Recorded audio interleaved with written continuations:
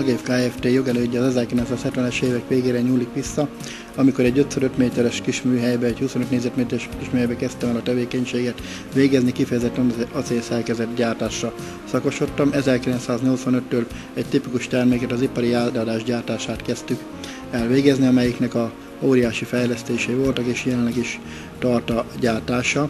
Kiszecsegén építettem egy tűziorganizáló üzemet, amelyik az ország harmadik legnagyobb üzeme jelenleg is, és óriási kapacitással bérmunkában dolgozunk inkább. A cégnek lett egy különleges tevékenység, 1999-ben megvásároltuk a gyárunk szomszédságában levő régi rikókörszerművek gyárát, amelyiket becsatoltunk a Agév Kft-hez, 3 divízióként működtünk, úgy mint a rázsdivízió, horgonyozó divízió és körszerdivízió. A műszaki fejlesztés az, ami minket előre tud vinni és fel tudunk zárkózni ahhoz a rendkívül fejlett német cégekhez, akik ezen a piacon uralkodók.